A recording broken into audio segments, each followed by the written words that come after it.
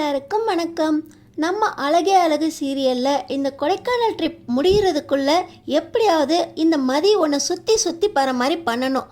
அவளை நீ உன் கண்ட்ரோலில் எடுக்கணும். அதுக்கு நீ நான் சொல்கிற மாதிரி கடக்கணும் அப்படின்னு இந்த தங்கராஜ் ஒரு பிளானை போட்டு போக, தங்கராஜ் பிளானையும் மீறி அழகுமதியோட கண்ட்ரோலில் சுரேஷ் வராரு. மதி, மலர், ரேவதி இந்த 3 பேரோட அருமையும் நம்ம சுரேஷ், பாக்கியராஜ், தங்கராஜுக்கு புரிகிற மாதிரி ஒரு பெரிய இன்சிடெண்ட் ஒன்று நடக்குது. இந்த இன்சிடெண்ட்டுக்கு அப்புறம் மதிக்கு சுரேஷ் மேலே பெரிய மரியாதையே வந்துருச்சு. என்ன நடக்க போகுது தெரிஞ்சுக்கிறதுக்கு முன்னாடி இந்த வீடியோக்கு ஒரு லைக் போட்டுக்கோங்க. ஸோ பார்த்தீங்கன்னா 3 ஜோடிங்களும் ஒன்றா ரிசப்ஷனில் போய் என்ட்ரி போட்டுட்டு அவங்கவுங்க ரூமுக்கு போகிறாங்க.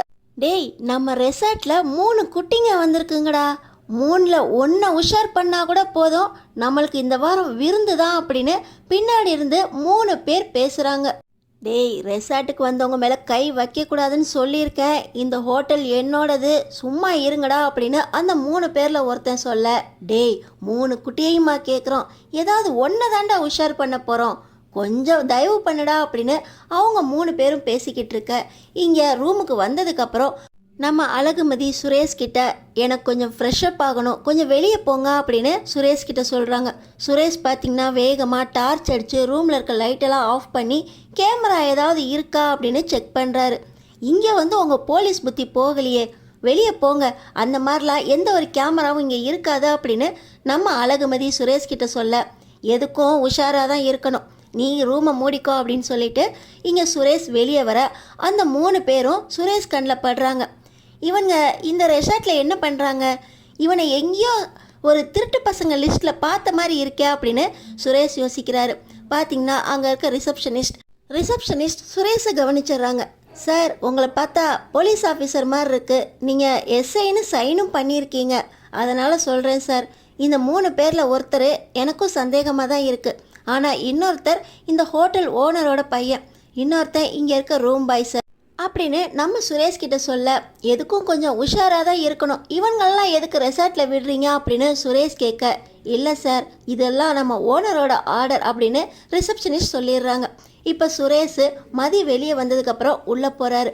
இன்னொரு பக்கம் பார்த்திங்கன்னா பாக்கியராஜ் ரூமுக்குள்ளே போய் பார்த்தா மலர் அங்கே இல்லை. மலரே எங்கே போனா அப்படின்னு அவர் வெளியே தேடிக்கிட்டு வர, மலர் ஒரு பக்கமாக உக்காந்துக்கிட்டு அந்த சீனரிஸ் எல்லாம் ரசிச்சுக்கிட்டு இருக்காங்க. என்ன மலர், ரூமில் தேடின உன்னை காணோம், இங்கே வந்து என்ன பண்ணிக்கிட்டு இருக்க அப்படின்னு சொல்ல, இப்போ தான் கிச்சன்லேருந்து வெளியே சந்தோஷமாக வந்திருக்கோம், என்னால் ரூம்லே இருக்க முடியாது, கிச்சன் வேலையிலேருந்து கல்யாணத்துக்கு அப்புறம் இப்போ தான் எனக்கு ஒரு ஃப்ரீ கிடச்சிருக்கா அப்படின்னு சொல்ல, அங்கே ராஜலக்ஷ்மி கிட்டேருந்து கால் வருது. இந்த கோதுமை மாவு எங்கே வச்சுருக்க மலர் அப்படின்னு ராஜலக்ஷ்மி கேட்க, இப்போ தான் ஃப்ரீயாக இருக்கேன்னு சொன்னேன், அதுக்குள்ளே அத்தை கால் பண்ணிட்டாங்களே அப்படின்னு அந்த ஃபோனை நம்ம மலர் பார்க்க, அந்த ஃபோனை வேகமாக வாங்குகிற பாக்கியராஜ் பார்த்திங்கன்னா இங்கே டவர் கிடைக்கல, அம்மா அம்மா அப்படின்னு சொல்லியே அந்த ஃபோனை கட் பண்ணிடுறாரு. இன்னொரு 3 நாளைக்கு உனக்கு கிச்சன்லேருந்து ஃபுல் ஃப்ரீடம் நான் உனக்கு கொடுக்குறேன், நீ இங்கே குயின் மாதிரி இருக்கலாம் அப்படின்னு உனக்கு எல்லாத்தையும் நான் கேட்டதை பிடிச்சதை வாங்கித்தரேன் அப்படின்னு இங்கே பாக்கியராஜ் சொல்ல, அதெல்லாம் வேண்டாம், நீங்கள் எனக்கு 20,000 ரூபாய் கொடுத்தீங்கல்ல, அந்த பணத்தையும் கொண்டு வந்திருக்கேன், நான் நிறைய வாங்குறதுக்கு பிளான் பண்ணியிருக்கேன் அப்படின்னு மலரும் பாக்கியராஜும் ஒரு பக்கம் பேசிக்கிட்டு இருக்க, இன்னொரு பக்கம் ரூமுக்கு போன உடனே வாந்தி எடுத்த மயக்கத்தில் அங்கே தங்கராஜ் படுத்துட்டாரு. இவர் வெளியே தான் புலி மாதிரி இருக்கார், வீட்டுக்குள்ளே பாரு அப்படியே சோர்ந்து போய் படுத்துட்டாரு. சரி, நம்ம ஃப்ரெஷ்அப் ஆகிட்டு அண்ணனோட வெளியே ஊர் சுற்ற போகலாம் அப்படின்னு ரேவதி ஃப்ரெஷ்அப் ஆக போயிட்டாங்க. இந்த 3 ஜோடியும் எப்படா வெளியே வரும், நம்ம கீயை பயன்படுத்தி உள்ள கேமரா செட் பண்ணலாம் அப்படின்னு இந்த 3 திருட்டு பசங்களும் காத்துக்கிட்டு இருக்காங்க. முதல் ஆளாக ஏற்கனவே நம்ம மலர் வெளியே தான் இருக்காங்க. மதி ஃப்ரெஷ்அப் ஆகிட்டு வெளியே வர சுரேஷ் உள்ளே போயிட்டாரு. இந்த நேரத்தில் தான் ரேவதியும் வெளியே வராங்க. இந்த 3 திருட்டு பசங்களும், டேய் குட்டிங்க வெளியே வந்துருச்சு, இன்னும் அந்த கெடா வெளியே வந்துருச்சுன்னா போதும், நம்ம கேமராவை செட் பண்ணுற வேலையை பார்த்துடலாம் அப்படின்னு இந்த 3 பேரும் அவங்கள்ட்ட இருக்கிற அந்த போலி கீயை எடுத்துகிட்டு போய் 3 பேரும் வெளியே வந்ததுக்கப்புறம் அந்த கீயை எடுத்துகிட்டு போய் உள்ள கேமரா செட் பண்ணிடுறாங்க. நம்ம சுரேஷ் ஏற்கனவே ரூமில் கேமரா இருக்கான்னு செக் பண்ணிட்டார் இல்லையா, அதனால் அவருக்கு எந்த சந்தேகமும் வரல, ரூமில் மறுபடியும் கேமரா இருக்கான்னு செக் பண்ணல. இந்த 3 ஜோடியும் இன்றைக்கி தான் வந்து ரெசார்ட்டில் இறங்குனதுனால இன்றைக்கி வெளியே லேக்குக்கு மட்டும் போயிட்டு மறுபடியும் ஹோட்டலுக்கு வந்துடலாம், நாளையிலேருந்து மற்ற இடத்தெல்லாம் சுற்றி பார்க்கலாம் அப்படின்னு பிளான் பண்ணி லேக்குக்கு போகிறாங்க. பாக்கியராஜ் ஜோடியும் நம்ம தங்கராஜ் ஜோடியும் தனித்தனி போட்டிங்கில் போக நீங்கள் என்ன தனியாக நிற்கிறீங்க, 2 பேரும் ஒரு போட்டில் போங்க அப்படின்னு தங்கராஜ் 2 பேருக்குமே ஒரு தனிமையை கொடுக்குறாரு. நான் இவ கூட போனால் சண்டை வரும் மாமா அப்படின்னு இங்கே சுரேஷ் சொல்ல, டேய் சண்டையெல்லாம் வராது, அவள் அமைதியாக தான் இருக்கா, நீ ஏதாவது ஆரம்பிச்சினா தான் அவள் பதில் கொடுப்பா, அவள் வாய்க்கு பதில் கொடுக்காத மாதிரி நீ நடந்துக்கடா அப்படின்னு தங்கராஜ் சொல்லி சுரேஷையும் அழகுமதியையும் ஒரு போட்டில் அமுச்சு வைக்கிறாங்க. 2 பேரும் அமைதியாக தான் இருக்காங்க. போட் அது பாட்டு போய்கிட்டு இருக்க. அன்னைக்கு நைட்டு ரெசார்ட்டுக்கு வந்து சாப்பிடவும் ரெடி ஆயிடுறாங்க. டேய் இன்னைக்கு நைட்டு கேம்ப் ஃபயர் இருக்குடா, நம்ம வேலையை அங்கேயே ஆரம்பிச்சிருவோம், 3 குட்டியில் ஏதாவது ஒரு குட்டியை இன்னைக்கு மடக்கிடலான்டா.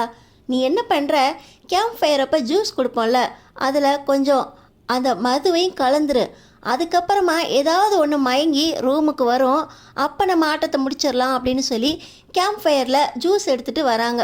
இந்த நேரத்தில் எல்லாரும் பாட்டுக்கு பாட்டு, கதை சொல்கிறது, அவங்களுக்கு பிடிச்ச டான்ஸ் அப்படின்னு ரொம்ப சந்தோஷமாக இருக்க. டேய் இன்னைக்கு நைட்டு இன்றைக்கே நம்ம வேலையை ஆரம்பிச்சிடணும் அப்படின்னு சொல்லி தங்கராஜ் சுரேஷுக்கு ஐடியா கொடுத்துக்கிட்டு இருக்க. நம்ம மதி பார்த்திங்கன்னா அந்த ஜூஸை குடிச்சிடுறாங்க. நம்ம மலர் பாட்டு பாடிக்கிட்டு இருக்கிறதுனால அந்த ஜூஸை பக்கத்தில் வச்சிடுறாங்க. ரேவதி இந்த குளூரில் ஐஸ்கிரீம் சாப்பிட்டா நல்லாயிருக்கும் அப்படின்னு அவங்க டேஸ்ட்டே வேறு மாதிரி இருக்குது. தள்ளாடிக்கிட்டே தங்கராஜோட சட்டையை பிடிச்சி, டேய் தங்கராஜ், எனக்கு பிடிக்காத ஒருத்தனோட என் வாழ்க்கையை ஆரம்பிக்க வச்சிட்டில, எங்கே ஆரம்பிக்கிறதுனே தெரியாமல் எனக்கு பிடிக்காத இந்த சுரேஷ் கூட போராட்டம் நடத்திக்கிட்டு இருக்கேன்.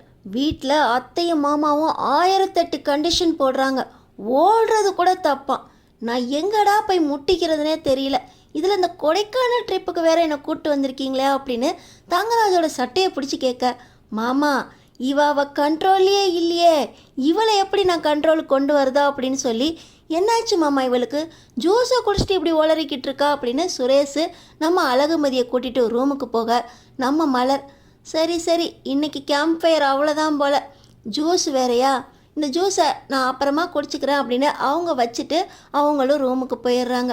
நம்ம சுரேஷ் ரூம் லைட்டெல்லாம் ஆன் பண்ணுற முன்னாடி ஒன்று கவனிக்கிறாரு. நம்ம இந்த ரூமில் என்ன ரெட் லைட்டாக அங்கங்கே எரிஞ்சிக்கிட்டு இருக்கு, நம்ம ஆரம்பத்தில் செக் பண்ணப்போ இதெல்லாம் இல்லையே, ஒருவேளை இதெல்லாம் கேமராவோ இருக்குமோ அப்படின்னு சுரேஷுக்கு சந்தேகம் வந்துடுது. தள்ளாடிக்கிட்டு இருக்க அழகுமதியை பெட்டில் படுக்க வச்சுட்டு அந்த கேமராஸ் எல்லாத்தையுமே செக் பண்ணி சுரேஷ் எடுத்துடுறாரு.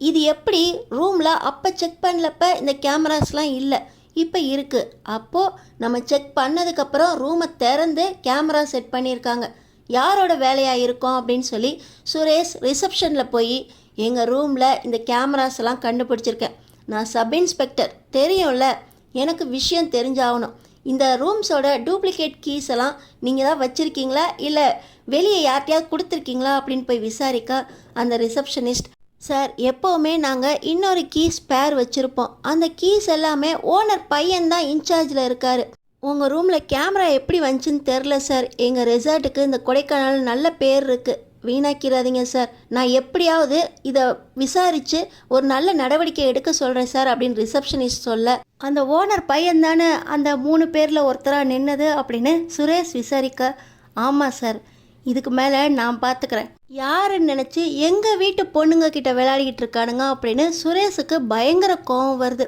இந்த நேரத்தில் தங்கராஜை கூப்பிட்டு, மாமா இந்த ரெசார்ட்டில் ஒரு கெட்ட விஷயம் நடக்குது, அதுலேயும் மதிக்கு இன்னைக்கு மயக்க மருந்து கலந்து கொடுத்தது இந்த ரவுடி பசங்களை நான் கண்டுபிடிச்சிட்டேன், அவங்கள கையும் களவுமா பிடிக்கணும் மாமா, அதனால் நம்ம ஒரு பிளான் போடணும் அப்படின்னு தங்கராஜை வர சொல்லிடுறாரு. இப்போ பாக்கியராஜும் வந்து நிற்க, இவனை எதுக்குடா நம்மளோட திட்டத்தில் கூப்பிட்டா அப்படின்னு தங்கராஜுக்கு கோவம் வருது. இல்லை மாமா, அவனுங்க 3 பேரும் பிளான் போட்டிருக்கானுங்க, நம்ம உடைக்கணும் அப்படின்னா நம்மளும் ஒத்துமையாக இருக்கணும் அப்படின்னு சொல்லி, அண்ணன் இன்னைக்கு மலர் மதி ரேவதி 3 பேருமே ஒரே ரூமில் தங்கட்டும், மிச்சம் இருக்கிற 2 ரூமில் ஒரு ரூம் காலியாக இருக்கட்டும், இப்போ மதி இருந்த ரூமில் நம்ம 3 பேரும் இருக்கணும் அப்படின்னு சொல்லி இப்போ 3 பேரும் ரூமுக்கு போகிறாங்க. இந்த நேரத்தில் அந்த 3 பேரும், டேய் ஒருத்தி மயங்கிட்டா, அவள் கதையை இன்றைக்கி முடிச்சிருவோம், அதை வச்சு அடுத்த 2 பேரையும் மிரட்டினா அவளுகளும் மடிஞ்சிருவாளுக அப்படின்னு 3 பேரும் அவங்களோட டூப்ளிகேட் கீ போட்டு அந்த ரூமை நைட்டு திறக்கிறாங்க. பார்த்திங்கன்னா உள்ளே இருந்தது நம்ம சுரேஷ், பாக்கியராஜ், தங்கராஜ் 3 பேர்கிட்டையும் அந்த 2 பேரும் கையும் களவுமா மாட்டினதோடு இல்லாமல் வச்சு வெளுத்து வாங்கிடுறாங்க 3 பேரும். இந்த 3 பேர் பெண்டை கழட்டினதோடு இல்லாமல் 3 பேரையும் இனி எந்த ஊர்லேயாவது ஒன்றா வச்சு பார்த்தேன் அவ்வளோதான், வெளியவே வர விடாத மாதிரி கேஸை போட்டு வேலூரில் தள்ளிடுவேன் அப்படின்னு நம்ம சுரேஷ் எச்சரிக்கை. சார் நான் வேண்டாம் தான் சார் சொன்னேன் அப்படின்னு ஒருத்தருக்கு ஒருத்தர் பழிய போட்டுக்க.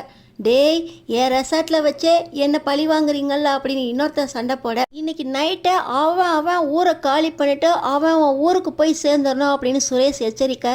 மாப்பிள்ளை போலீஸ் வேலையை முதல் நாள்லே ஆரம்பிச்சிட்டா அப்படின்னு சொல்லி தங்கராஜ் சந்தோஷப்பட, நம்ம மலருக்கும் ரேவதிக்கும் இவங்க பண்ண காரியத்தை பார்த்து அவ்வளோ சந்தோஷம். அடுத்த நாள் காலையில் மயக்கம் தெளிஞ்சு எழுந்திருக்கிற மதிக்கிட்ட இவங்க 2 பேரும் சுரேஷை பற்றி கதையாக அளந்து விட, ஹோட்டலே நம்ம சுரேஷ் பாக்கியராஜ் தங்கராஜை பற்றி புகழ்ந்து பேச, நம்ம மதிக்கு சுரேஷ் மேலே ஒரு பெரிய மரியாதையே வளர ஆரம்பிச்சிருக்கு. அடுத்தடுத்து என்ன நடக்க போகுதுன்னு தெரிஞ்சுக்கிறதுக்கு நம்ம சேனலை சப்ஸ்கிரைப் பண்ணி தொடர்ந்து பாருங்கள்.